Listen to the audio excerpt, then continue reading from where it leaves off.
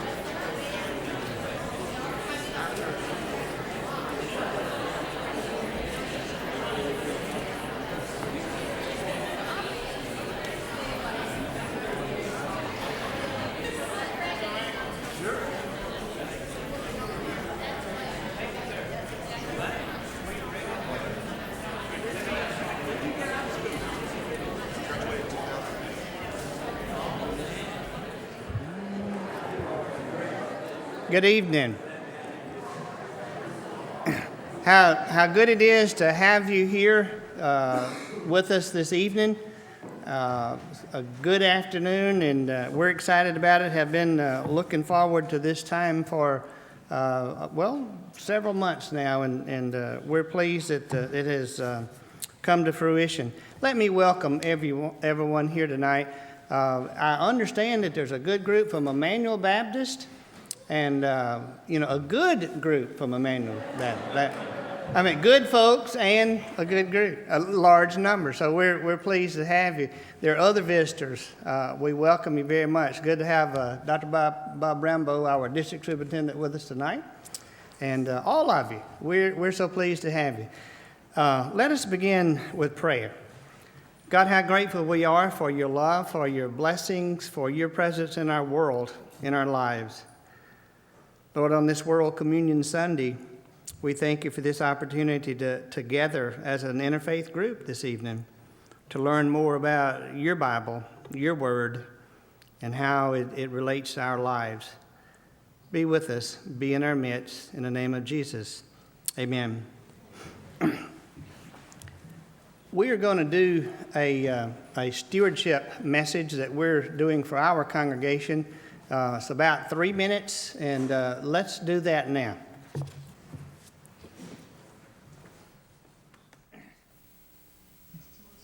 Stewardship Month has come once again. For the past 2 years, your Stewardship Committee has focused on the programs of the church and upon biblical texts regarding our part in carrying out the mission of the church. In 2008, our theme was Stewardship, a Way of Life. In 2009, One Christ, One Church, One Commitment. For 2010, we have chosen as our theme a portion of the commission of Jesus to his new disciples. Freely you have received, freely give.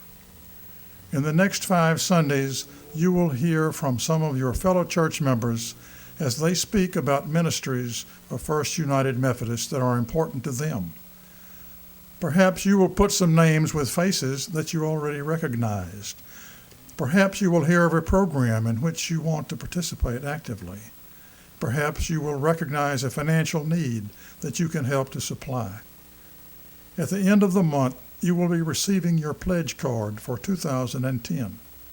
At that time, we hope that you will remember how freely you have received and that you will want to freely give. Shannon and I both grew up in small churches and attended them regularly. Our path in marriage led us to find a church we could call home. Finding First Methodist here in Starkville allowed us the opportunity to meet several short and long-term goals in our walk with Christ. Our dedication to Christ also meant a dedication to this church. One of our current priorities is making sure our children are in Sunday school so they can experience the many opportunities First Methodist offers, opportunities supported by this church congregation. Consistency is our goal. Consistency in attendance, consistency in effort, consistency in attitude, and consistency in giving back our time, talents, and treasures. When our children discuss Bible stories or sing songs they've learned or desire to experience the body of Christ, we know we have received. When I think of stewardship, I think of Christianity in action. Bill and I have been blessed in our participation with the Mission Committee. Fundraising activities often require a lot of time and hard work, but the results are always impressive and the camaraderie is enjoyable. Foreign missions, habitat homes, international student activities, and effectively meeting the needs of our own church members has been a source of joy in our lives.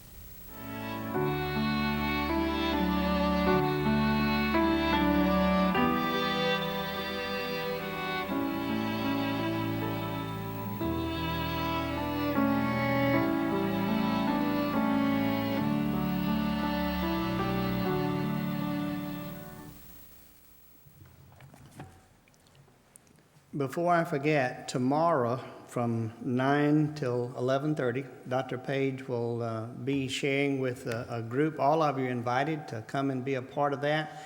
It will probably be here in the sanctuary. It's going to be at this church. We do know that. Probably be in the sanctuary, but if not, it'll be in another room, and we will be able to guide you there. But come and join us from 9 till 11:30 tomorrow. Back in 1987, I visited the Holy Land for the first time, and one night after dinner, they brought in this guy who talked with a southern voice and gave a lecture on the Holy Land, Israel being the land of milk and honey, and happened to be Charlie Page. Then 1991, those United Methodists remember that many of about 400 folks went to Jerusalem for pastor school. And Charles headed that up and was very instrumental. And that's really where I got to know him even better.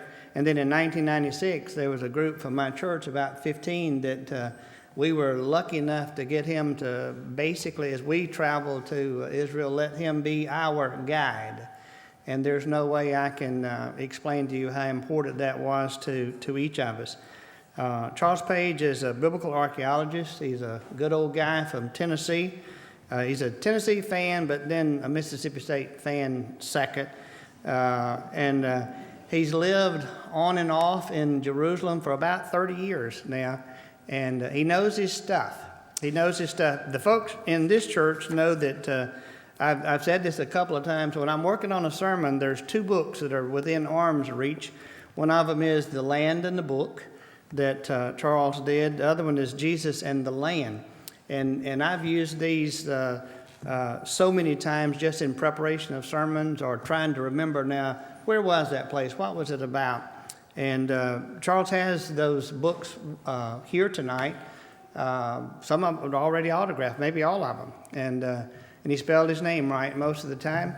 And they're $22 each, and afterwards Lynn Birch will be up front and help you with those if you have an interest. But not only has he written these two books, he's written numerous articles in various publications, and it's always been fun for me over the years to see an article in a publication and start reading it and say, hey, Charles Page wrote that. And so he knows his stuff. And without me taking any more of his time, we just simply welcome Dr. Charles Page to our church tonight. Charles?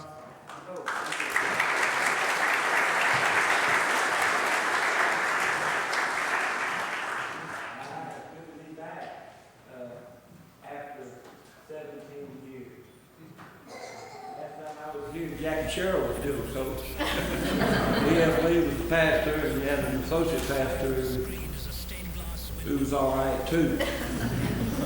And I went to see my first ball game at Starkville, and I left here to go back home with cowbells and whistles and just, you all you can imagine, I don't know how I got this, but Rambo got me this hat signed by Jackie Sherrill.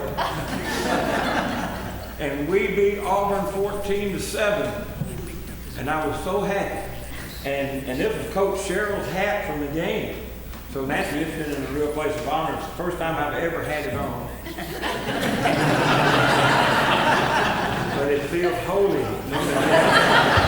Jackie did it, you know. I thought we were going to be a little bit more informal than some of y'all are. I did have a more formalized shirt, but we swam in here, and it was in the suitcase in the trunk, and I just didn't care about it. You know, my wife said, whatever you do, don't wear a purple shirt with blue pants. And I didn't plan to. But I did anyway. And glad to see the people from Emmanuel, is that right? I attend a little Baptist church between Jackson and Humboldt, Tennessee, called Northbrook Church. It doesn't say Baptist, but it is a Baptist church. And three of our pastors are professors at Union University. And they are really, really, really excellent preachers. In fact, one of the best Greek scholars that's ever been in the United States is a wonderful young man named George Guthrie. And he teaches at Union still, and just excellent in every way. So glad y'all are here. Glad all y'all are here. I don't know when last time I saw Dan was. Probably one of these annual conference meetings. But the other night, my wife and I were coming out of a Longhorn Steakhouse in Jackson, Tennessee. And the next day, I was going to have some Oscar-Peas. And so I was having to drink all that stuff, you know. And so she said, let's go get a steak. And I said, that sounds all right to me. Since I was going to be NPO before you do it. As we were coming out, there was this old couple coming in. And this woman had oxygen on her nose and was walking in a walker that rolled. and the hostess had the door open, and this guy was kind of walking like Tim Conway, and he said, "I'll be there in a minute, honey, I'm old, I'm 60. And I got outside, and I said to my wife, "We don't look that old, do we?" And she said, "Yeah, we do." I said, "No, we don't. By the way, I'm older than that guy." And I said, "No, we don't." I said, "Don't you tell me that we look that old." Nah, she's pulling my leg. Anyway, I look and feel a lot older than I did the first time I met some of these fellas over in Jerusalem all those years ago. And I told Brother Tom, I said, that was probably the most fun I've ever had in my life. When we had all those pastors from Mississippi that came over and spent that time with, y'all are still here in Starkville, God bless you. You look older, but your wife doesn't. It's all those students, isn't it? But anyway, that was the most fun I've ever had. And it's been almost like straight downhill ever since. And so that was a great blessing for me. And it was a great blessing for me to meet people like Tom and Danny and Jim and Susie and Bob and several others. And for a while, I was real popular speaking in Mississippi because I knew all those preachers and everything. So I've spoken everywhere from Iuka to Sandy Hook, and from South Haven to Ocean Springs, and places that I've never heard of before, like Kosciuszko. I found that. Houston. Somebody said, "You going to Houston?" "Yeah." "Wow, Texas, it's a big city out in Texas." "No, I'm going to Mississippi." I stayed in the Sawmill Motel in Calhoun City. You know, and one time I spoke at the church down in Biloxi, and they put me in the Grand Casino Hotel. It's not on? No, sir. I don't know how to do any of this stuff. 1, 2, 3. 1, 2, 3. My children won't even let me touch electronic stuff. My granddaughter, she's 7, and I get stuck on the computer. "I'll fix it, Papa." Okay, thank you. Well, y'all can hear me anyway, can't you?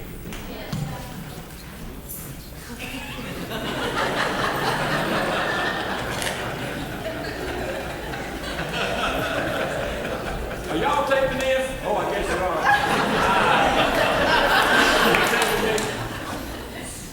Stretch it out this way. Shoot from here up.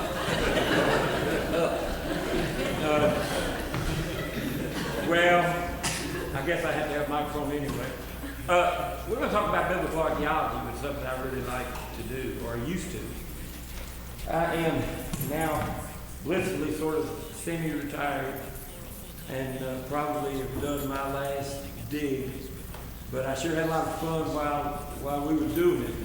I will tell you this, my oldest granddaughter is first chair clarinet at the Soda County Marching Band, and they're supposed to be, or at least she thinks they are, the best high school band in the history of Mississippi. Now, is that all right? 1, 2, 3. No? All right. Anyway, I forgot what I was going to say about my oldest granddaughter. And best marching band. Yeah, but there was something about it. I was going to... Well, you know what Bill Cosby says, where your brain receptors are. Right back here. No, he said he gets up and he goes to a room and he can't remember why he got there. And as soon as he goes back and sits down, oh, he remembers and he gets up and goes back. I know it'll come back to me later. Actually, I think probably was just killing time. Feel free to interrupt anywhere along the way if you have any questions. I will start off by prefacing all my statements.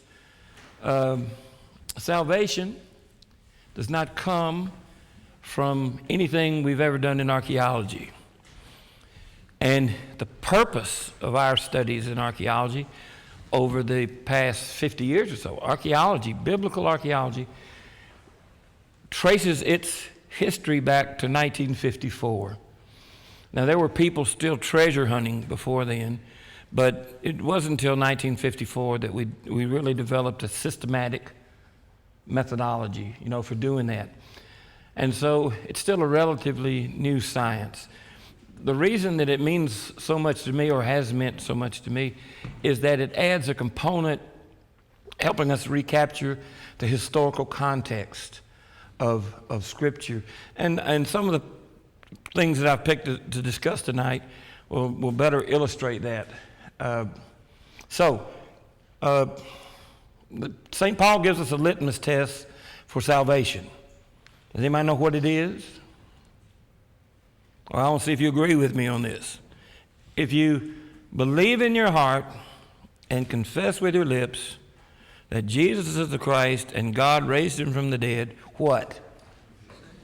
You shall be saved, or thou shalt be saved.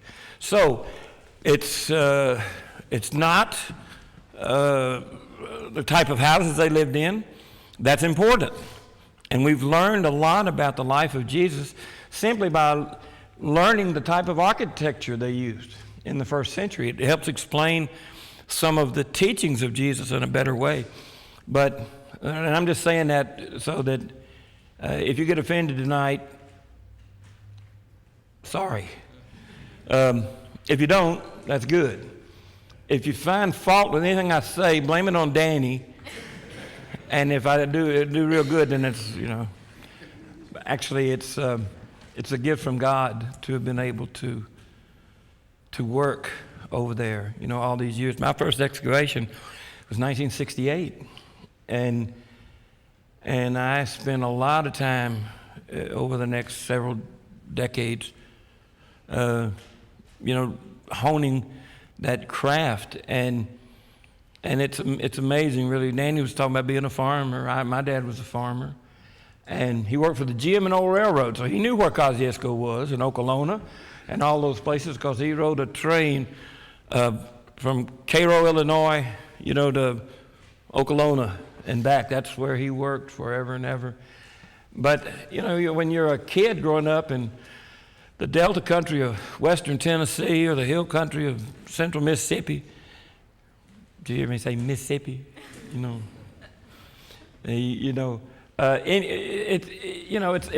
It's gravy. It's a wonderful thing, when you get to have your life as kind of an adventure, and learn and keep learning, and we do. We learn all the time, and I guess that's kind of what keeps us young. Okay, we're gonna. I don't have a push button. It's ready. Next. Oh, that's right. I forgot to say next.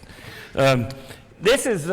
We're going to talk about archaeology methodology, in case you don't know what it is. Although, anytime I've lectured anywhere in this country, and people say, what is the best biblical archaeological study center / museum in America?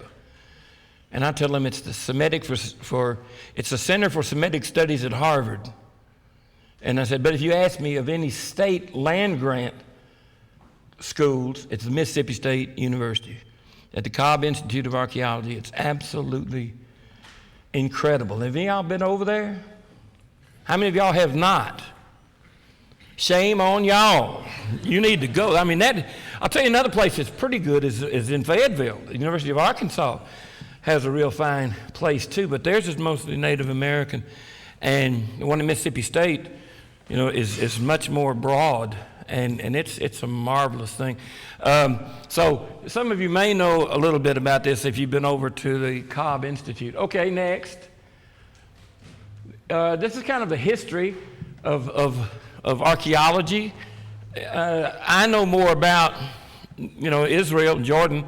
Although when I was a kid, our farm is about 7 or 8 miles from Pinson, Tennessee. Now, Pinson, Tennessee is on Highway 45. So if y'all ever driven to Jackson, Tennessee, you drove right through Pinson. If you blinked twice, you'd have missed it. But we were always farming, digging up Indian artifacts from Chickasaw Indians. And unfortunately, I don't know much about that. I did direct one of the digs one summer, in Pinson, but it wasn't because I knew anything about the stuff. It was I just knew how to get the dirt out of the ground without tearing too much stuff up. So but I didn't know any, we're finding things, I had no idea what they were. But this is how it all started and evolved. When archaeology first began, our ancestor, our predecessor, if you will, were treasure hunters. And so when you've gone to see Indiana Jones at the movie theater and he finds a gold statue or something like that, he's doing that to sell for money. And that's not really archaeology. That's Steven Spielberg, making a pretty good movie. I never have found a golden statue. Never been chased by the Germans. Never got the girl at the end of the dig, and never got to cut up with Sean Connery, and all that stuff too. But where we say, since our ancestors in this field of archaeology were more interested in proving that the Old Testament was true, as they dug down, they destroyed a lot of New Testament sites, and that seems kind of funny. But the first people who came over and decided there might be some value in digging up some of these old sites in the Holy Land were all members of the British military, but they were all devout Christians, and they knew that the New Testament was true, but they weren't sure about the Old Testament, so they destroyed the New Testament sites to go get the Old Testament ones, and that was a real tragedy, for us. We thought, oh, wow. We'd love to have some things, but we just don't. Okay, next. Yeah, there's a stratigraphy that I talked about a little while ago. Wow, look at this, number 5. I think we could probably push that to more like 6,000 sites now. Can you imagine? 6,000 archaeological or historical sites. And they are, for the most part, crammed in an area that's 150 miles long and 70 miles wide. If you're familiar with the Old Testament, where sometimes you read in the Old Testament scriptures where they did this from Dan to Beersheba, and those are geographic points that represent the entirety of the Jewish homeland. That's where people live. Everything south of Beersheba is a desert, and there are some sites down there, but most of them are right there in the middle of the country. My wife's a nurse, and she worked at a geriatric hospital in the western part of Jerusalem at a place called Givat Shaul. And I remember one day she called me to come over, that they were putting in a rose garden out in front of that geriatric hospital, and they had dug up some old ruins, and we sent a team of specialized archaeologists. They're called salvage excavations, and they can kind of do more in a week than we can sometimes in a year. And they came in and found out that hospital was built on top of a Byzantine church. And we never knew it. So almost anywhere, you just put something in the ground, plant some tomatoes, and you're liable to hit something. I mean, imagine 6,000 sites, 150 miles long, 70 miles wide. It's amazing there. So far, only a few have been excavated. I said a few hundred. That's probably a little too much. At any given time in the summer months, there might be 12 excavations that are ongoing. Sometimes there are short excavations like the one that I have been directing. The Antiquities Authority of Israel has changed their policy. So now it's almost like, I guess, you hate to say it's money. Money is, you got to have the money.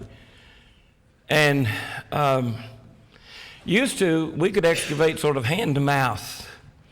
But now the Antiquities Authority requires a budget, and they want you to triple.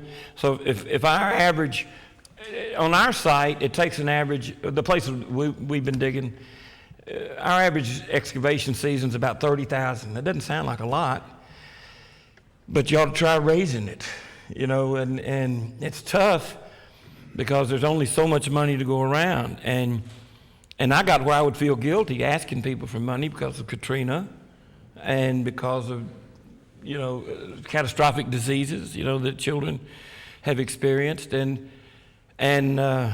we lived hand to mouth. But now the policy by the Antiquities Authority is if I project that we're going to have $35,000 a year, then they want me to deposit $110,000 in an escrow account to make sure the money's there. So that pretty much shot us out of the water. The site that we've been working on is a Christian site, therefore we don't qualify for the big donations from people like Spielberg or the Brofman Foundation or some of these other wealthy Jewish foundations, United Jewish Appeal. I did tell somebody once that if every Methodist and Baptist would give me a quarter, then I could excavate till Jesus comes. And my goodness, what we could do, if we just had a quarter. But then we had to have somebody keep up with all those quarters. Okay, next. Now, these are the main reasons we excavate in the Holy Land. I don't know if that's true over here, probably some of this, but tourism. Sites that tend to get the greatest amount of funding from the Israeli government are sites that would support tourism. It's almost like it's 20 years ago. 20 years ago, can you believe it? 20 years ago, Field of Dreams was out. If you dig it, they will come, And so tourism, when you see flashy TV shows or covers of international archaeological magazines, they have the big Israeli sites like Caesarea or Beit Shan, perhaps Jerusalem, perhaps the Temple Mount, something like that. So those sites get a funding. Now this past year, Andy and his lovely wife, Andy's from Wesley Church in Columbus, and Sally and Andy went over and dug. We were supposed to be digging at Coursey, where I've been working, and that's when they hit me with that put all that money in escrow. So we had to shift the site, and we went back to Bethsaida, which we're going to talk about here a little bit later. The first year of the Bethsaida excavation, because it was a village that was home for 5 of Jesus' disciples, Peter, Andrew, James, John, and Philip, were all from the village of Bethsaida. And how do we know? The Bible tells me so. If you look sometimes in the Gospels, there's a passage in the Gospel of Luke, if I can find it. Matthew, Mark, Luke, yeah, that one. And we're told that these 5 men were partners in a fishing industry. Here's Luke chapter 5, verse.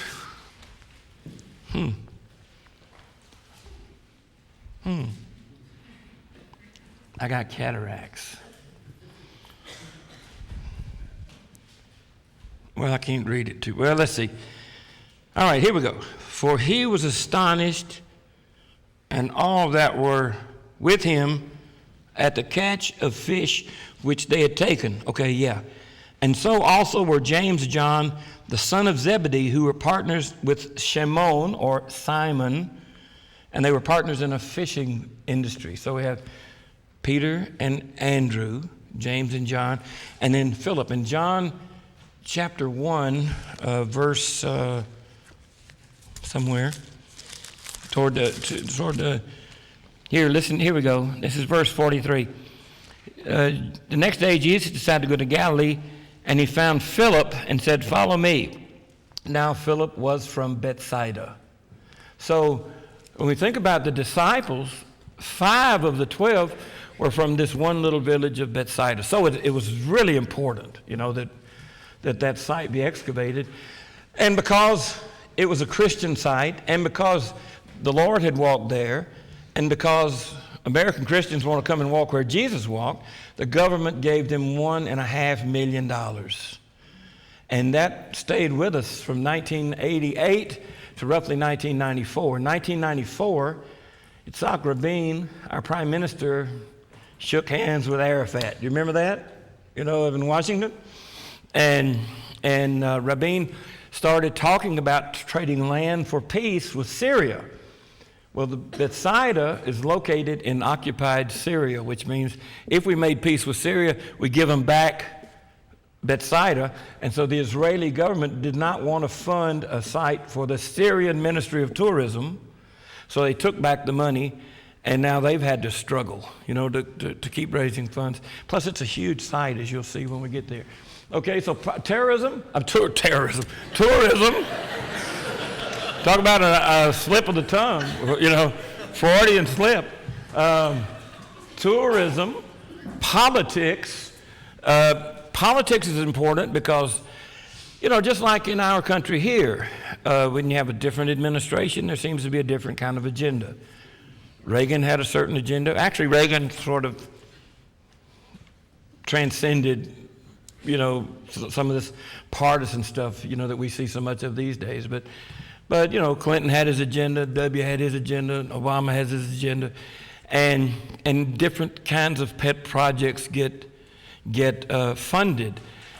Today, we have a hardline government in Israel, and our new prime minister is Benjamin Netanyahu. And so sites that tend to get funded when we have somebody like Netanyahu or Shamir or Begin or Sharon, these are more conservative government leaders, then they tend to finance sites that will, in the West Bank, which is occupied territory, sites that will justify Israel's acquisition of land in the West Bank.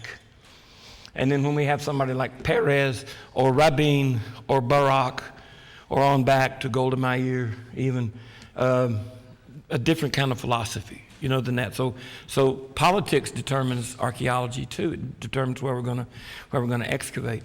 And finally, if you have no value for tourism and no value for politics, then it's just historical information, and that's really the best reason. That means you can excavate and process the site and think about what you're doing without having to satisfy either one of these first two demons. And that's when we really can do our best work. And so those are the primary reasons for excavation. Okay, next. This is called a tell. I don't know where this word came from. I don't know what, it means an artificial mound. So when you see one of these Choctaw or Chickasaw burial mounds, there's a certain symmetry to them. Same thing for us. These artificial mounds have a certain symmetry, and generally we can look at them and tell, that's a tell. We can understand that that's a tell, and so that's how it looks. And this shows you some of the various periods. Some of the various periods represented in our country. Okay, next, please. Also, we have typologies. Some genius long before me went through and decided to look at all the different characteristics from the various historical periods. And if you look over here on the right-hand side, those are oil lamps.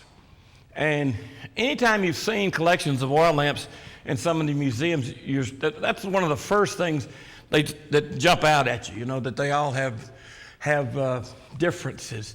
Also, the little jugs or juglets that you see, and they are also very different. Some are flush. Some handles are flush, with the top.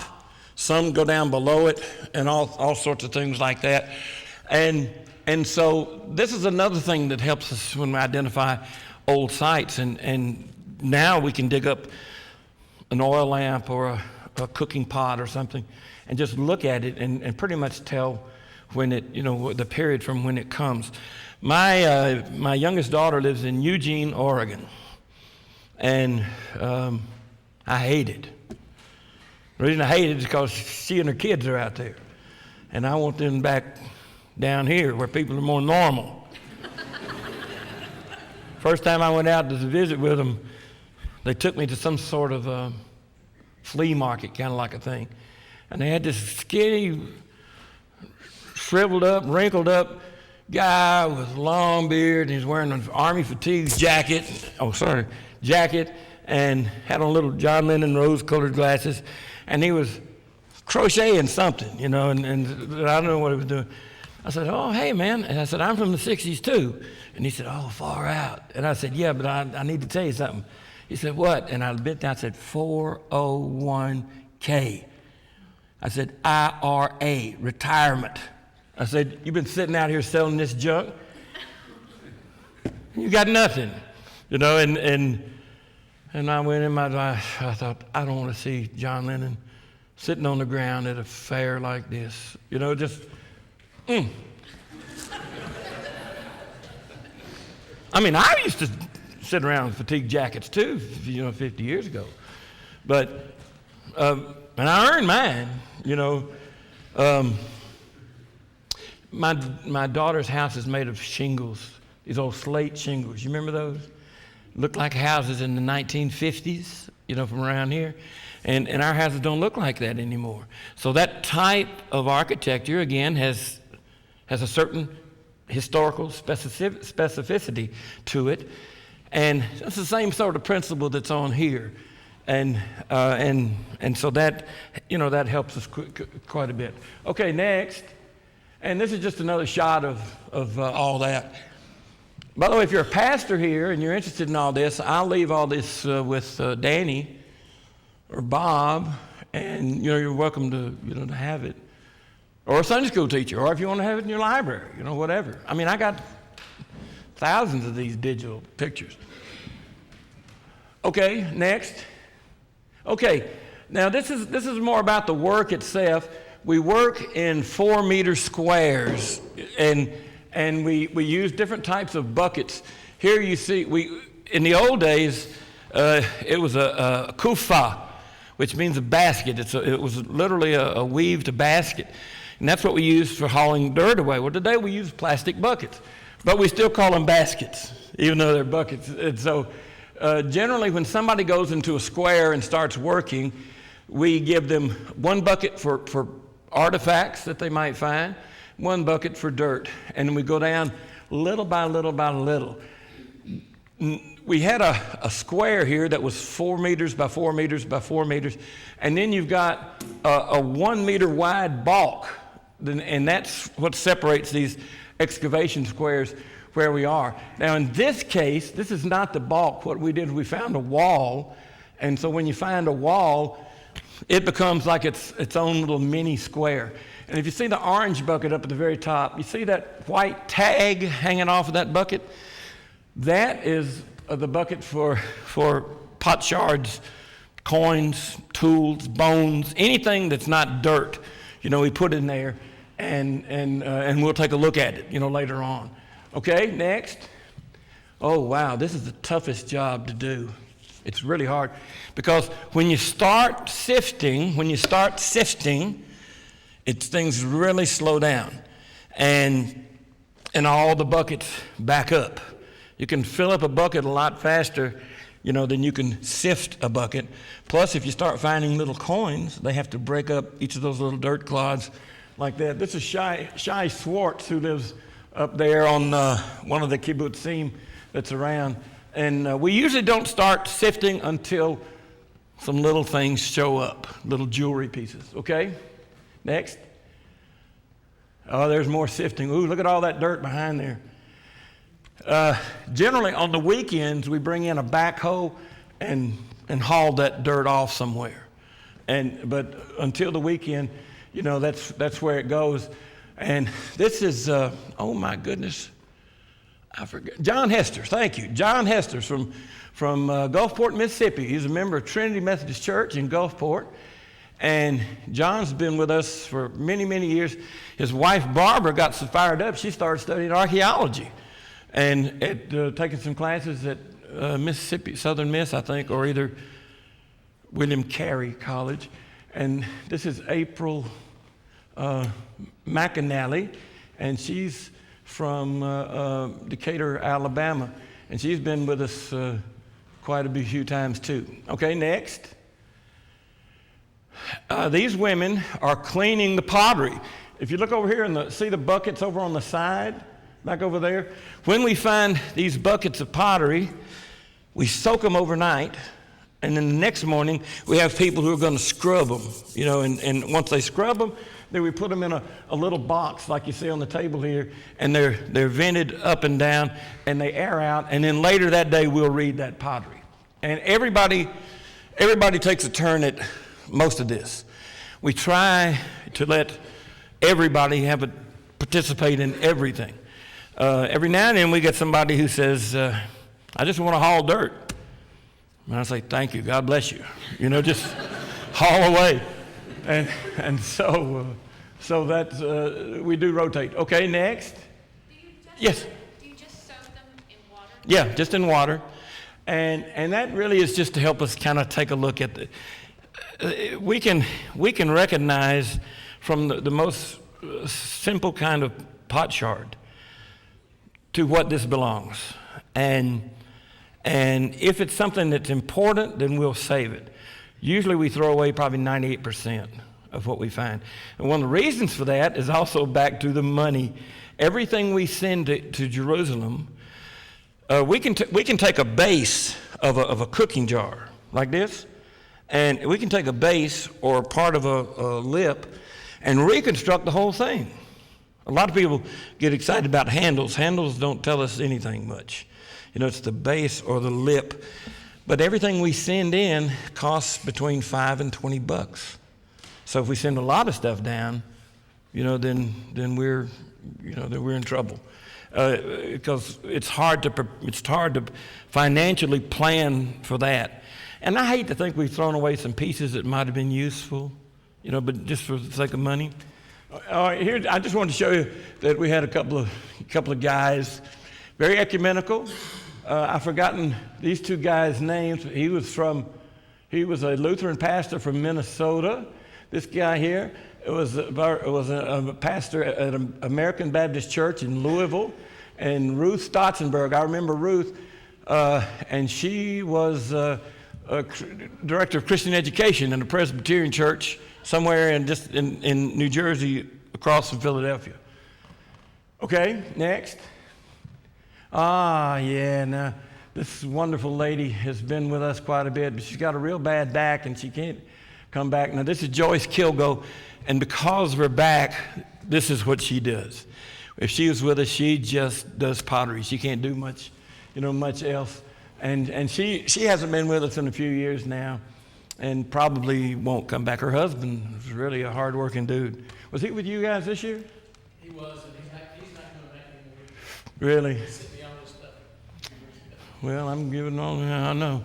Okay, next. This is, see this ugly guy right here with a green hat? His name was Pinchas Purat, and he was my archaeology assistant for about 25 years. Crusty old kibbutznik, Jewish pagan.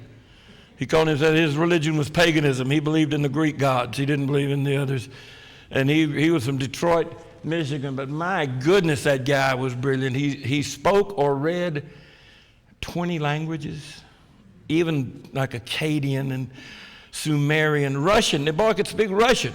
Who was going to speak Russian? And just remarkable. And he made me so embarrassed because I don't do Latin. And when we find coins, they're all inscribed in Latin. So I told my wife, I said, I'm going to take some Latin. And she said, you're just jealous of Pinchas. And I said, okay, yeah. I said, I can't stand for him to know something that I don't know. And my co-director, Basilios Stefaris, who's retired, he's sort of the archaeologist emeritus. When you're going back to a site, it's customary to take the original director of the archaeology of the project, and we took him also. Okay, next. And there you see us throwing pottery away. And this is crazy. People that work for us say, well, can I have it? And we have to say, no. We can't give it to you because it's against the law. We're going to dump it out there. You can go get it for yourself, but we can't give it to you. It's only the Israelis. Okay, next. And this is some of the junk that we found. So we've got some glass and some bones. And a lot of times you can tell from the pottery. I see several different periods. there. That red one that's kind of over here on the right-hand side is called Roman redware, and it's really heavy. But just across there, you see something that's kind of light, very light. It looks almost beige, and that's Islamic period, and it's really light. It's amazing how we don't know exactly how they did it, but they have marvelous ceramic work that they did. Okay, next. Oh yeah, we started doing everything by computers, and that was pretty cool. We were the first archaeological excavation in Israel to use digital photography and import photos of each square into our daily reports, and it was really, really nice. We had a guy from Auburn University that I really hate Auburn, and I hated them before they beat Tennessee yesterday, but something good. There's one or two good things that come out of Opelika or whatever that place is called down there. Okay, next. Oh, this is some of the work I do. I have to keep like 4 different sets of records, 2 official, 2 unofficial. Okay, next. We have to keep up. This is a bracelet that we found. It shows the square, the basket, the date that we found it. Okay, next. Oh, that was nice. And the field dirt. That was a whole little jar of kind of a precious ointment for anointing bodies. When you're burying somebody. Okay, next. I guess it's the same thing. Next. Oh yeah. Sometimes we end up with these big boulders that we can't get out. Next, look at this thing. We had no way to get this out, and we still couldn't get it out. So we finally just covered the hole back up and moved over. It had been part of a wall, but there's no way to get down there to get it. Okay? Just some more of this kind of junk that I did. Okay? Yeah, you can tell I'm really excited about it. I was at Notre Dame back a little while ago, and they said, "What kind of projects you been working on?" And I said, "I put up 750 ears of corn, and I put up 6 bushels of purple hull peas, and I made 36 pints of pickled relish, and I entered the relish in the Gibson County Fair and won second prize." I said, "That's what I've been." They said, No, we mean archaeology." And I said, "No way." I said, "Anybody can do this, but nobody can get second place in the Gibson County Fair." Okay, next. By the way, there were only 3 people in it, so it wasn't that good. It was good. It was better than the first one. We only won. You see how these evolve some. Every day you see different things that weren't there the day before. Okay, next. Oh, wow, this one's really tough. And it's from those crude drawings that we end up doing something like this. Much more detail with elevations everywhere and so on. It's when it comes together, it's really great. Okay. Okay, next. Oh, wow. We found one. We found. I didn't bring this dig to show you, but I'll tell you this. This is. We found 19 wheelbarrows full of bones when we were digging behind this church, and these were some of those bones. And this guy, Yossi Garin, who's a paleopathologist, he's our bone specialist that we bring up, when we find some bones, and he was able to identify the gender and ages. And we had over 288 bodies in those 19 wheelbarrows, and all were women and children except 8, and all had been beheaded. And we know that there were the Persians who came through and destroyed this monastery around 612 AD. They came and made this war against Christianity in the Holy Land. The Persians. You got another way you can say that? Iran, who still want to come kick our tails, So it's always the Iranians, always the Persians, that make a lot of trouble. I was examining one of those femur bones one time. I was just kind of playing around with it, and I said, I was talking to my wife, and she said that if there was, if this person had some kind of funky disease when they died, I could still get it all this time later. And he said, yeah, you probably can.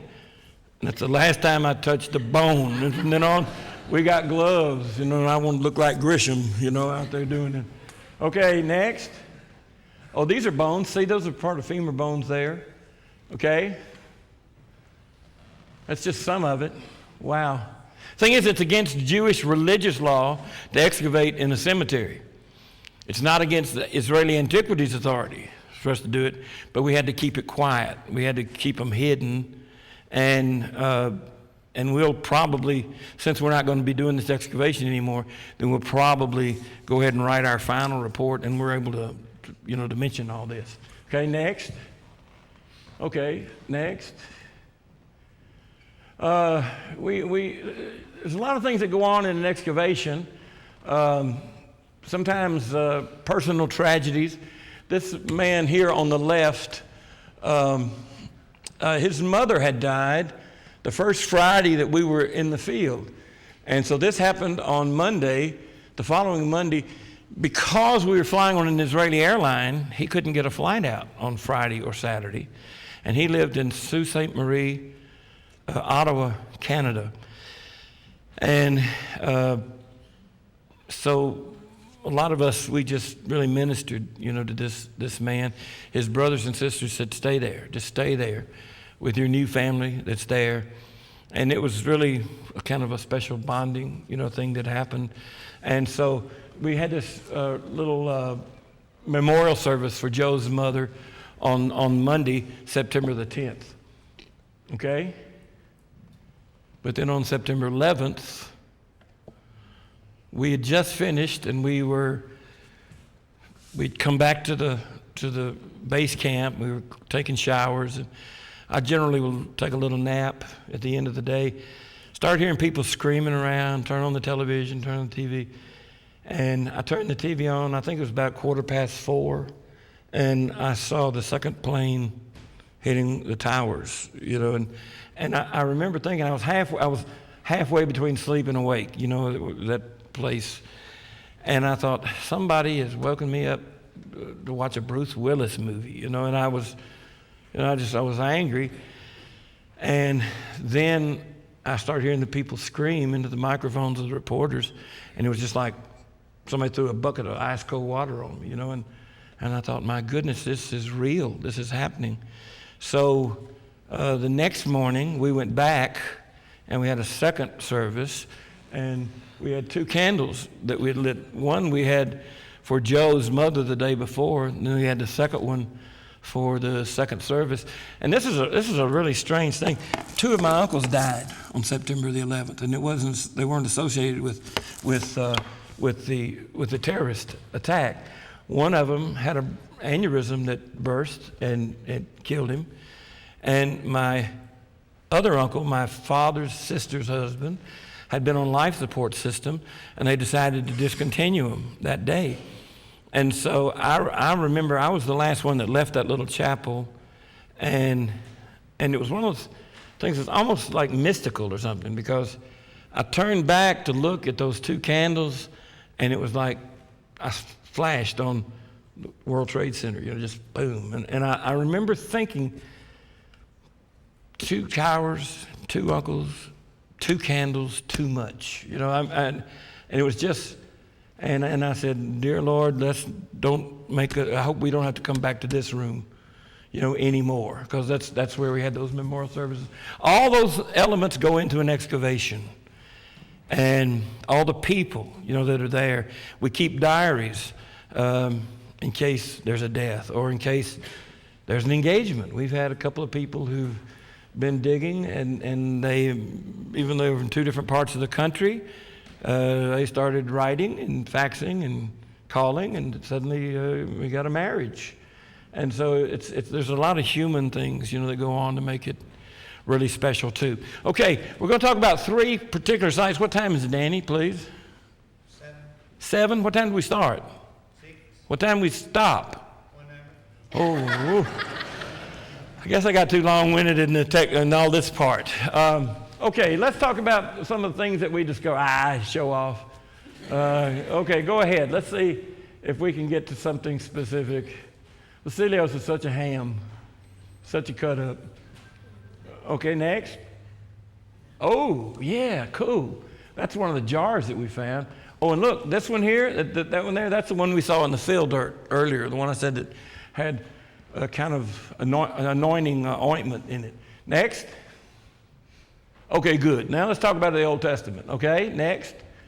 And we're going to talk about Beersheba next. Now, Beersheba. In Tennessee, we say Beersheba. And it's Beersheba. The word beer, or B-E-I-R, B-E-E-R in Hebrew means the well of something. And Sheva is the number 7 in Hebrew. Sheva. And I had a guy call me the other day, and my dad died last week, kind of just suddenly. And so this person that I knew called and said, I'm sitting Sheva. My mother's family had been Jewish, and so it's one of these traditions, we kind of keep on, and that means you're sitting 7 days in mourning. It's a 7-day mourning period. That's what it means in Hebrew. And this was the well of 7. That's what that means. And we're told in Genesis that Abraham traded 7 ewe lambs for a well at this place, and so that's how I got his name. Okay, next. And it's located down here in the, I wish I could show you, but I can't. Trust me, it's just to the left of the Dead Sea. You see the Dead Sea? That's the second body of water, the big one in the middle of the page. And it's just over to the left of there, about 40 kilometers, okay? Today, we have excavated, I dug here in 1972 and forward. In fact, if any of you ever go visit there, there's a ticket window and there's a big black and white poster with the team that excavated there, and I'm sort of in the middle on the bottom over there, and you'll be able to see me when I had color in my hair and could see my waist. But this is the well that was located outside the city wall, which is a little bit surprising, but we think it is that because it was a time of relative peace, and so they didn't need to build a wall around it. We've had some engineers and physicists that have been over there with us, and you drop a pedal and time it, and you'll hear it hit the water, and based on a couple of their guesstimates, it's about 160 feet deep. So that's a deep well, that's there. Okay, next. This is the tell of Beersheba. Up here you see this whole thing. All that with the vegetation around it is like a welcome center, ticket booth and stuff like that, restrooms and restaurants and so on. But all this dry part is the actual tell itself. Okay, next. By the way, today it's one of the most fertile places. We're irrigating it, and it's in the summer months, we grow cotton down there. Does that sound familiar? We've got a lot of cotton. In the winter months, we have wheat, and so a lot of irrigation. And Beersheba used to be known as the capital of the Negev, capital of the desert, and today you can't even see any desert, from anywhere. This pebbled pathway led up to the top of the tell and to the gate, all right? Next, there you go. Here's a drawing of 2 gates. The gate that you see up here with these roof structures, we call those a 4-chamber gate, And it's like this. You got a wooden door that closes on hinges from the side like this, and inside that wooden door are 2 guard chambers.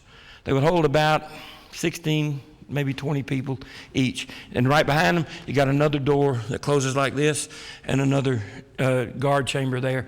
And it's called a double gate because there are 2 gates. In the larger Iron Age cities, they had 3. They had 3 gates. And they were known as triple gates. And they were supposed to be the first line of defense. And this second gate, the one you see the well there, the smaller one here, and the way you'd have to attack it would have to be straight and then move, and it was supposedly it was like a defensive thing, but we've never seen this type of architecture anywhere else, except here at Beersheba. Okay, next. Now, one of the things we found here that really is really cool is you see the 4-chamber gate at the bottom. Can you see that? Where they're all white? Let me not get in your way. Look to the right, and you see rows of stones. You see those? That was how do you say it in English? A storehouse, a storeroom, and that's where you would keep grains, dried fruit, dried jerky, things like that. And now go back to the gate and look as you go around the wall, and for the first time ever in the history of human beings, the backs of these houses backed up and formed the outside perimeter, the outside wall. And there's a certain type of house.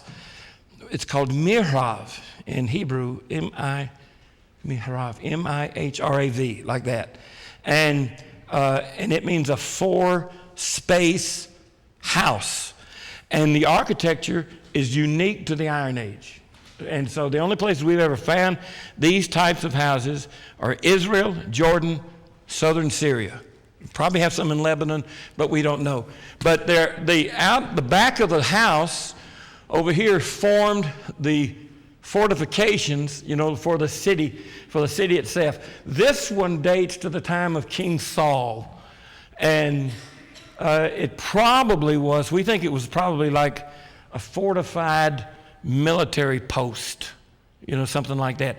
After Saul passed, then David built the larger city on the same level, that they were there at that time. Okay, next. Oh yeah, same thing. It's a little bit clearer. How large is that? It's 32 acres, the tell. It's 32 acres. And I used to know in dunams. That's the way we measure things over there. I think 4 dunams equals an acre. So 120-something dunams, like that. Okay, next. Now, this is one of those, bless you, this is one of those houses. And you see, you've got 1, 2, 3, 4 bedroom there, 4-space house. You see those posts there, those stone posts? There would have been a roof there, but it would have been open and vented, so that's where they cooked, and so the smoke would have come out that way. Okay, next. There you see the way it looks today. Okay, next. Oh, wow, I forgot we found this. It's a big horned altar. Wow, that was really cool. And you probably read in the Old Testament about horned altars. And you would think that it's like horned altar, small, but this thing is humongous. And in cities of refuge, in biblical times, if you got to a city of refuge, let's say somebody had an accusation against you for something, even capital offense, you could run and grab a hold of one of those stone altars and you were supposed to have been safe, and the priest would have mediated that. This is now in the Israel Museum in Jerusalem, is it still closed? Is it open now? When was the last time I was there? It's open? Okay. It was closed for a long time, and so I'm glad that it's open again. Okay, next. Okay, Beersheba. Okay, you see that little red circle there on that map? If you go hard left, it's just right over there, just out, right on that red border that's there. And that's where Beersheba was located. Now, if you have your Bibles, turn to 1 Samuel chapter 15.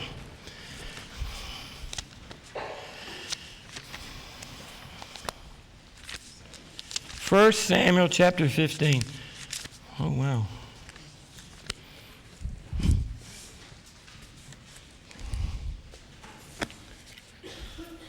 Now, this is actually one of my favorite passages in the Old Testament. But while we got this photo up, let's talk about a couple of issues. And if you'll just hold that in your hand there. when the Israelites left Egypt and were coming to the Promised Land, as you know, they were delayed because of this, Aaron and the golden calf, and then Moses striking the rock and all that stuff. Moses, while he was still alive, sent out 12 spies who went to spy out the land of Canaan here. And they went right up through the middle of the country like that. When they came back, 10 of the spies said, if we get up there, they're going to whoop us. And, they're giants and we can't handle it. And Joshua and Caleb said, if God is with us, it's a lock. We can win easily. But the others argued, and so they weren't able to go through the land.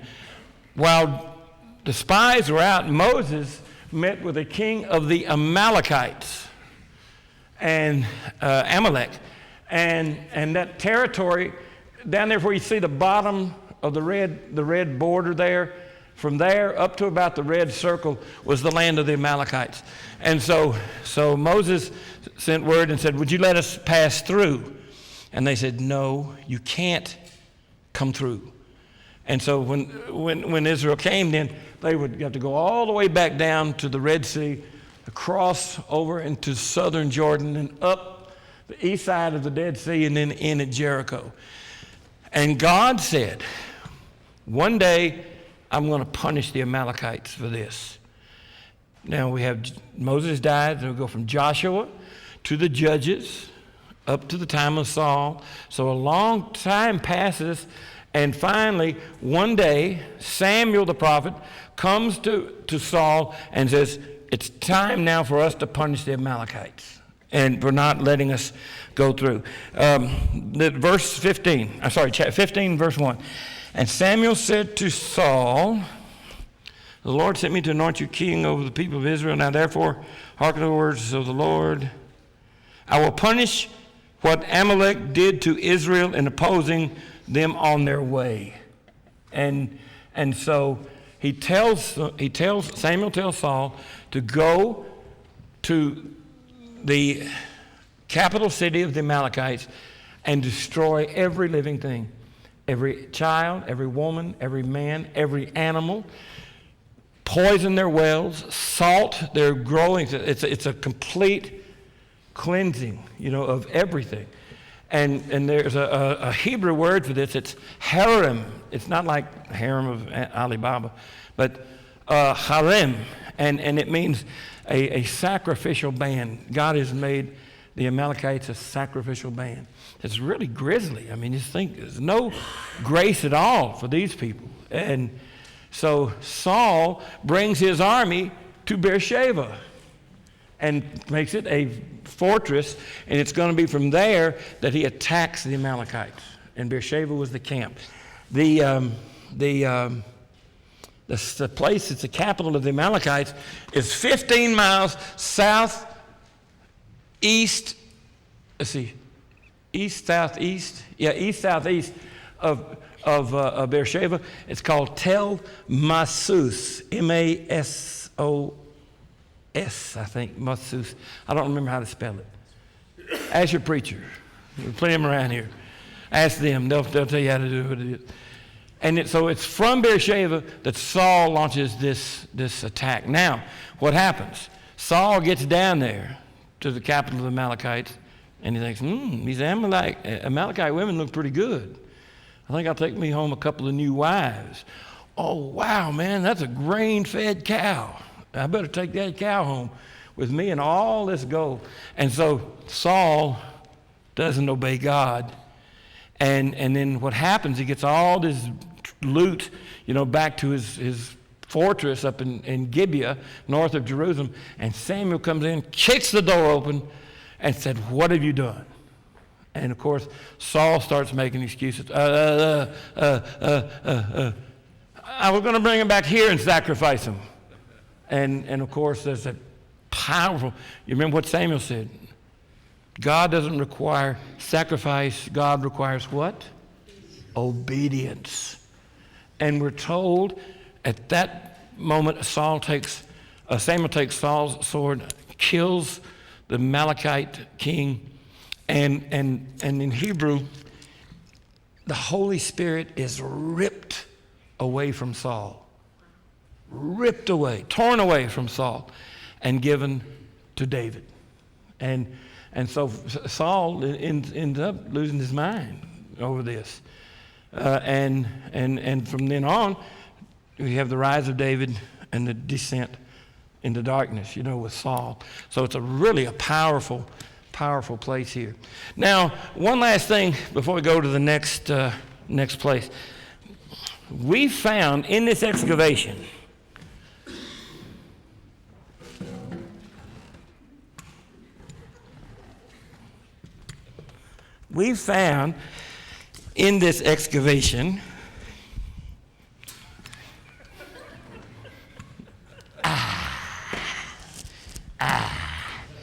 oh,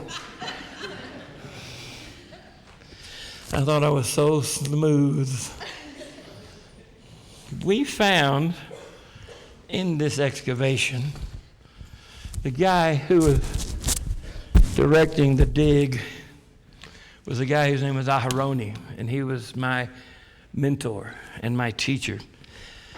And we started thinking about Aharoni. We found 9 layers of history, 9 strata of history at Beersheba. The earliest dates to like the 13th century BC. Now, see if any of you know, when does Abraham show up on the scene? Anybody have an idea? It's the Middle Bronze Age. So it's actually somewhere between 22 and 1800 BC. And Abraham buys this well. And after Abraham and Lot split up, Lot goes down to Sodom, and Abraham stays up here in the desert. Now, if that's true, then how come we didn't find anything earlier than the 13th century BC? Where it's like a 500-year habitation gap, and we didn't know. So what Aharoni suggested was that maybe we've been dating the patriarchs too early. We just move them up to the 13th century. Now, normally, it's a bad idea, especially if you don't have any hard evidence, about that. So one thing I'll forever be grateful to Gil Grisham for is follow the evidence.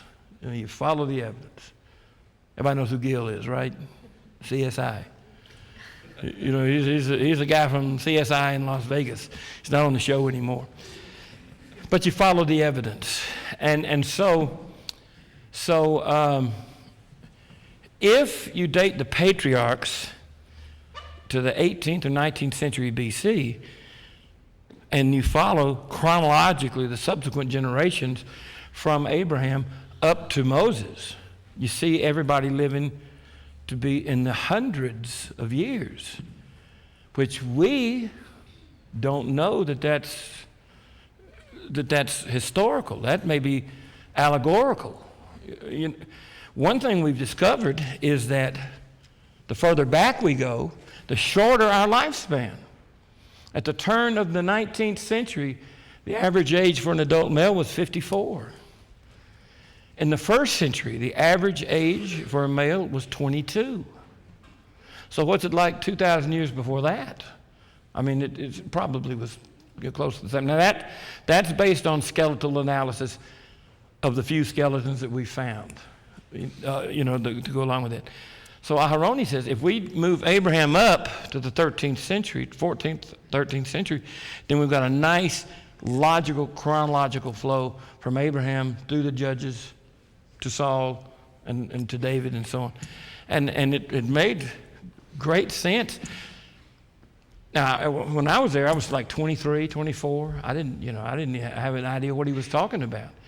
But when my wife and I bought a house near Jackson, Tennessee, and we moved there from Nashville in 1996, I found all my own notes that I took while I was working with him. And it was the first time that I could understand what he was talking about. And I thought, nobody's ever really considered this, but that might be an interesting thing to play with some. I mentioned it at a couple of universities, and they said, don't play with the dates. Just, let it go. So we let it go. Okay, what time is it, Danny? 20 after 7. 20 after? Okay. All right, let's do the New Testament, the gospel thing, and then we'll stop. Okay, this is Bethsaida. Any questions, though, about that before we jump to Bethsaida? Okay. Yes, pardon?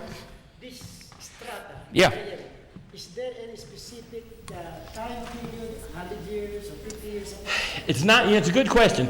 Is there a measurable, unified kind of logical organization? And the answer is no. It varies from site to site.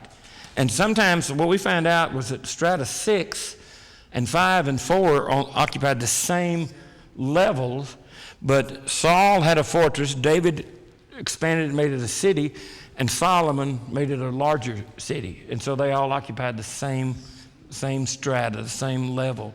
And generally, when we're excavating down, we can look at the wall and see where it's been, you see where if a city's been burned or something, it's in that wall, over there. Of course, the pottery, as we go down, the ceramics and the coins help us too. Of course, the coins don't start showing up to the 6th century BC. So before that, we didn't, it was just ceramic and tools.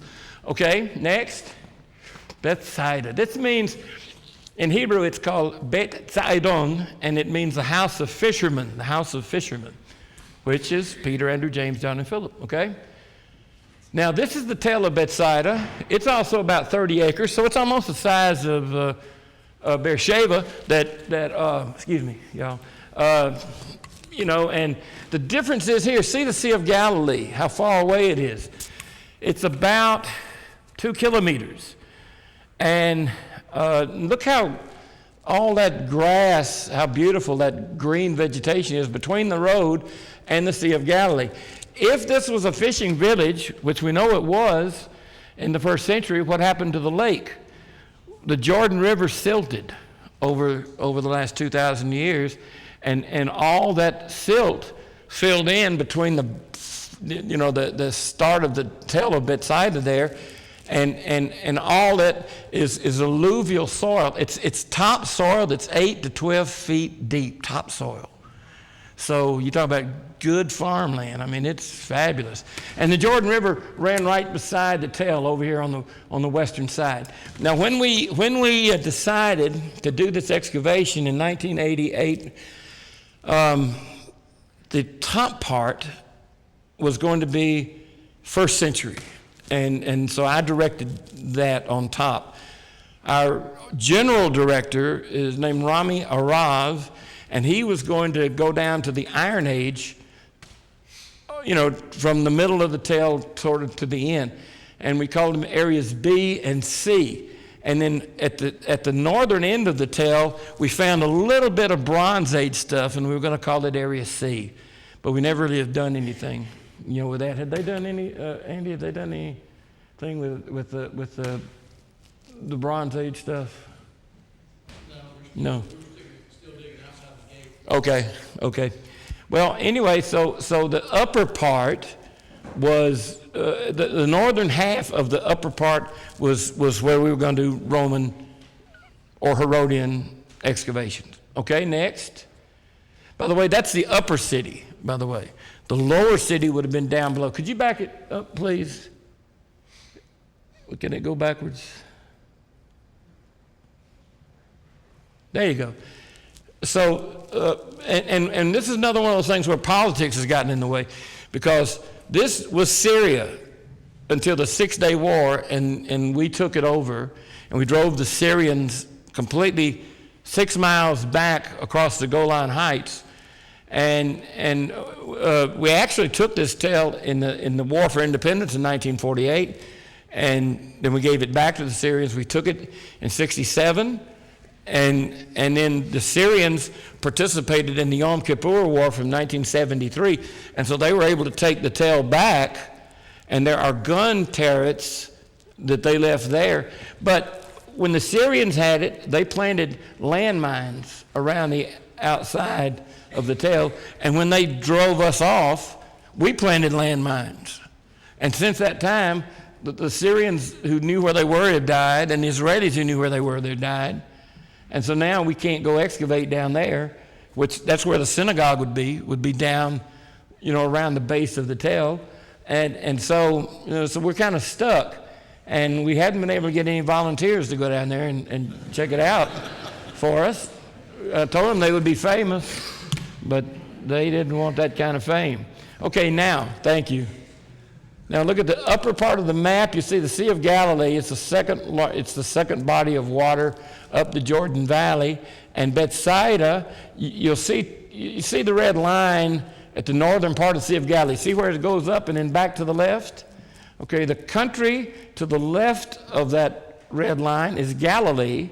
The country to the right is a country called Gaulonitis, and it's from that Golan Heights gets their name. And so Bethsaida technically was not in Galilee. It was in the territory of Herod Philip, who was the second oldest of Herod the Great's sons. He was the governor over there, and Antipas was the governor in Galilee, and they didn't get along. So anytime that Jesus and the disciples got in trouble, all they had to do was slip across the border, and there were no extradition treaties, and they were in pretty good shape doing that. Now, if you'll follow that line straight up again, to the northern, you see where the line stops going north and then bends back to the right a little bit. Up there, you can see the barely hint of a little white mountain, and that is where Caesarea Philippi was located. That was Philip's capital, and that's where Jesus' public ministry comes to a close in Matthew 16, when Jesus says to his disciples, "Who do people say that I am, and who do you say that I am?" And Peter confesses Jesus as the Christ. That took place at Caesarea Philippi, which is also in this Gaulonitis, a different country. Okay, thank you. Now, this is a house that we excavated. It was the first time we've excavated a first century house built on this architectural model. And we knew that the houses, we knew what they were like because we found some third century versions of this house.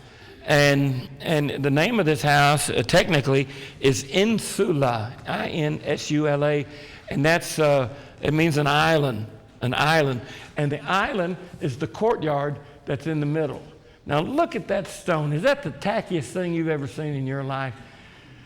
We excavate, so that means we don't do restorations. And we generally have others who come in and do restoration.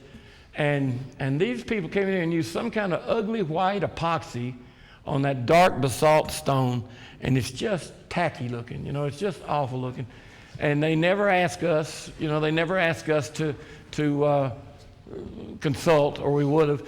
And there's a drawing, an artist's reconstruction of what that house was supposed to look like, and it's wrong too. And it made me madder than a hornet when I got back, and I wanted to tear it up. Let's do it all over again. Okay, next. Oh, cool. This is another house that was next door to that. By the way, we called that house the fisherman's house, the last one, because we found all kind of fish hooks in it, and we found these little, they look like crochet needles, but they were for putting nets together.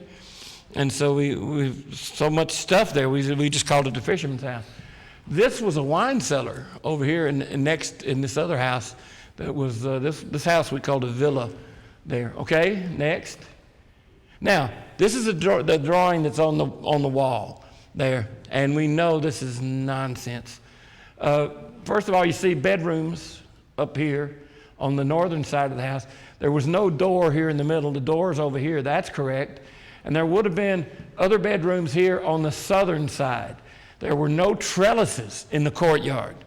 This technology did not exist at this time, and no grapes were grown on trellises in Palestine until at least the 6th or 7th century, And And even today, there's still a bunch of grapes being grown the old-fashioned way. And the way they were grown by the Arabs, the Semitic way, is you have the base of the grapevine here, and you would bend the grapevine to go down like this, and you prop it up with rocks, under the bottom. And so this whole thing with trellises, no way. They didn't have that. 2 chimneys, that's correct. There would have been rooms for storage back there. There also would have been a bench that went around the interior walls of this house, and that's where people would have sat. There would have been a thatched eave that protrudes out just a little bit with reeds and earth that were about 1 meter, and you would have shade in the summer. The houses, the bedrooms on the north side were for the master of the house, keeper of the zoo. Da da da da da da da da da. I always think of Thénardier when I'm thinking about this thing. Anyway, the second bedroom would have been the master of the house. His mother would have been in the first bedroom, and once she died, then that would probably go to my oldest son. The other bedrooms would have been my sons or my brothers. If I'm the eldest son, when my father dies, I inherit the whole house, and my brothers have to move out later on. Over here on the southern side, they would have had distant cousins or perhaps some servants or some things like that. It was really brilliant in that the way these things were constructed, that in the winter months, when the sun was low, it would shine directly in those northern bedrooms and warm them up some. In the summer months, when it was real hot and they were high, then the sunlight didn't go into the bedrooms at all. They usually slept up on the roof in the summer. They had these like, 60 centimeter. How much is 60 centimeters? It's about 3 feet, 2 feet, right? 2 feet? 60 centimeters. Well, figure it out. But they had these basalt stones rollers. They looked like old-timey rolling pins, but you remember, some of us when we were kids, they still had ice plants and ice trucks and those big hook things they grabbed ice with. Well, that's what you would put on those rollers, and you would drag it around, and pack that earth down up on the roof. And so they did that in the summer months. And there was an average of 10 people per family. And so here you got 1, 2, 3, 4. There's 40 people over there, probably another 70 or 40 or over here. So this house would have anywhere from 80 to 100 people living in the house. What would have been the dimensions of that, including the courtyard? The house itself, the bedroom, would have been about 6 by 10 or maybe 12. They were shorter than we are. The average height for a male in the first century was about 5'2", and the average height for a woman was about 4'10". And so it may have been 5 feet wide. When you say that bedroom was for the master, you mean Yeah. that was him, his wife, His children, right. Him, his wife, and kids. Wasn't just he and his wife living in it. Right. And so the courtyard itself, the one from the first picture, with all that ugly white stuff, probably it's like 40 by 30 feet, maybe, something like that. I'm guessing. I haven't thought about that in a long time. And always the door entering the house was over here on the southwest corner, and you would have had a servant who would have invited you to come in, that way. Now, there's a couple of passages. Look at Mark chapter, I have to find it first. I think it's Mark chapter 2. For my Baptist brothers and sisters, I flunked sword drills. Do y'all have those? You ever heard of them? Okay. Sword drills. We used to have sword drills. Y'all ever heard of them? Oh, man. I did terrible at sword drills. This is Mark chapter 2.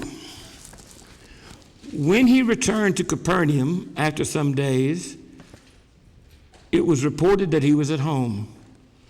And many gathered together so that there was no longer room for them, not even about the door. Okay? Now you got an idea what that looked like. And he was preaching the word to them, where? Sitting on the bench, covered with a thatched eave.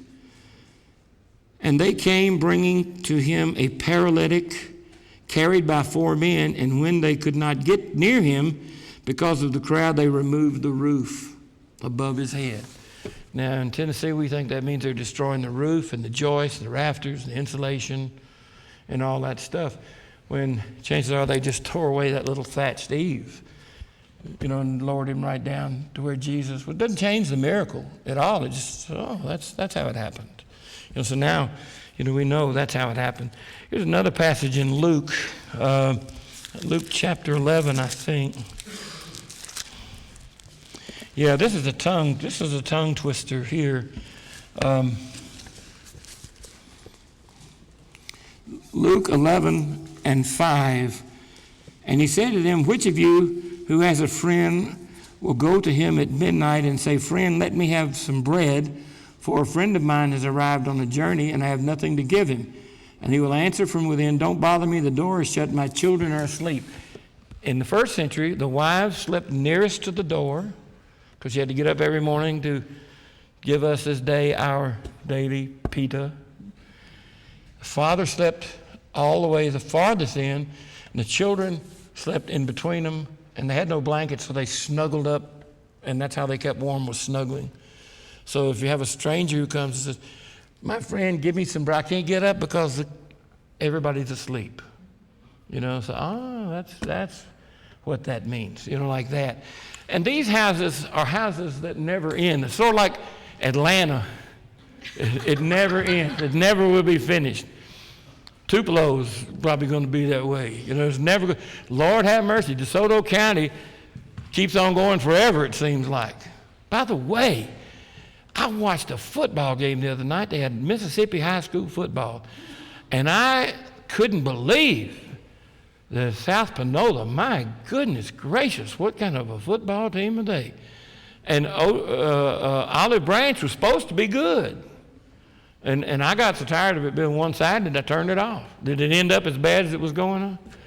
Man, they had this great running back from South Panola named Parker, I think was his name. I'm going to go see that boy and tell him orange is a wonderful color for young men to have. You look real good in orange to me. We couldn't stop him. I don't think the Vols couldn't stop him. Anyway, the way these houses started, if I'm the eldest son and I get to take over the whole house when my father dies, then mother moves from the second bedroom to the first, and that's her room. But my brothers will have to go and start their houses, and they will be like this one here. There will be a bedroom and a kitchen storage area. As their children are born, they will start adding these rooms also. So that's how they just keep growing, like that. Now that is beautiful, though, for us to think about this marvelous teaching of Jesus. What time is it? Oh, my goodness. All right, I'll tell you this and we'll go. In the upper room in the Gospel of John, Jesus tells the disciples, someone's going to betray me tonight, and I'm going to be taken into custody. I'm going to be executed. And he turns around and says to Judas, what you must do, go and do quickly. Then the disciples, who are all depressed, they're bummed because of what Jesus has said. Jesus wants to say something that will make them feel a little bit better. And so he says, this is John 14, 1 and forward, let not your hearts be troubled. You believe in God, believe also in me. In my Father's house are many, what? Rooms. And I'm going to prepare one for you, that where I am, you will be also. I mean, Jesus reaches right down into their lifestyle, and gives this wonderful teaching. And if all the houses, all the rooms are filled up, what do? You just add another one, add another one. That's a marvelous promise. You know, it's a marvelous promise. And had we not excavated these kinds of homes, we would have just reading it on the surface. It's a nice thing to say. But now knowing that he just reached into their experience, you know, and touched them with this wonderful, simple teaching, you know, that it's wow. That's a wow, you know, kind of a story. Well, listen, let me see if you have any questions. I'll answer them if I can. Yes. You mentioned the upper room. And Yeah. I'm thinking about the story when the boy falls out the window. Yeah. When Jesus is teaching. So would a city dwelling typically have had more space? Oh, absolutely. And the architecture in Jerusalem was different from the architecture around the Sea of Galilee, and the architecture of Nazareth is different. The homes that we found in Nazareth were all in caves. Jesus spent the first 28 or 29 years of his life living in a cave. Thanks for coming. God bless you. Okay, I know it's late. I didn't mean to run off so much. Wow, that's a big group. Yes. And if we had more time, we could talk about those differences, you know, but we don't. But at least this takes us to Capernaum. So each area would have had its own distinct. Right, yeah. And it didn't change much over hundreds of years. Yes. The church where you found the bones, Yeah. what happened to the skulls? To what? What happened to the skulls if they were beheaded? We think that the Persians just swept down on this. This happened in 612 A.D. And by then, there was a real anti-Christian sentiment among the Jewish people. After the Second Jewish Revolt, which is in 132 to 135 A.D., the Jews are just driven out of the country, and it becomes a Gentile state for the most part. And so by the time of Constantine, Gentile Christianity is the dominant religion in the country, and there was a guy whose name was I think it was Justin, not Justinian, but I think it was Justin, who's one of the Byzantine kings who let the Jewish people come back home, and they established centers of Jewish theological thought in several places in the north and around Jerusalem as well. But the 3 or 4 places in the north were Beit Shaharim, Ziphat, Tiberias on the Sea of Galilee, and Zippori, which is not too far from Nazareth.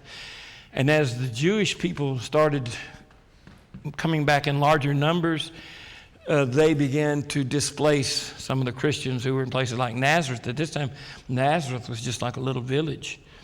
And so because of some anti-Christian mentality of some of the Jewish people, a lot of Jews moved to a lot of the Christians moved around to the eastern shore of the Sea of Galilee and settled on this monastic property that was there. So they thought that if they came there and they were in large numbers, they would be protected, you know, by the numbers would give them more security than others. And what happened was it was just like gathering all the eggs in one basket, so that when the fox comes, he just devours all the eggs. And so they thought they were protected under the cross of Christ in this monastery, but the Persians, you know, just wreaked havoc. And for the next 2 years after that, they destroyed every church in the Holy Land and killed every Christian that didn't flee. And we were beginning to think they probably had a little agitation from the Jewish people, probably. We think that the Jewish leaders, you know, found somebody to do their dirty work for them. Now, that's not anti-Semitic. My mother's Jewish, so it's, you know, I'm not anti-me. You know, but that's what we think might have happened. Wow, it's been great being with you.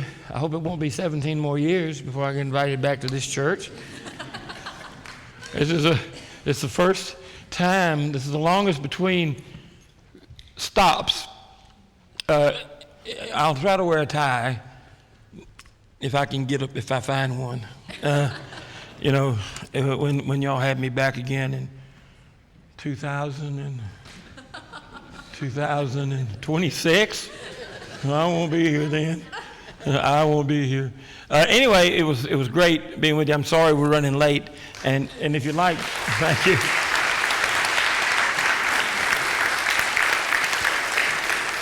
And the books have been signed. There was a Baptist church in Tuscaloosa that wanted a bunch of books, and they were all going to the Holy Land, so I sent them a couple of cases, and these are the ones they sent back. And so I've already signed them on May the 9th. So just pretend it was for you tonight. Thanks again. Bye. Thank you so much, Charlie. And remember, tomorrow from 9 till 11:30 here at the church, maybe in the sanctuary, maybe somewhere else. But we will give you. That's cool. They're going to end at 11:30. I know it's longer. That's it. Cool. There's this cool Amish shop up above Selma. They got the best cheese in the world. If y'all ever go up north of Selma, Tennessee, my goodness, they got more cheese than you can imagine. Alrighty. So good to have y'all. Let us stand for a benediction. God, how grateful we are for your love, and now we pray that you'll send us forth to be your people. In the name of Christ our Lord, amen.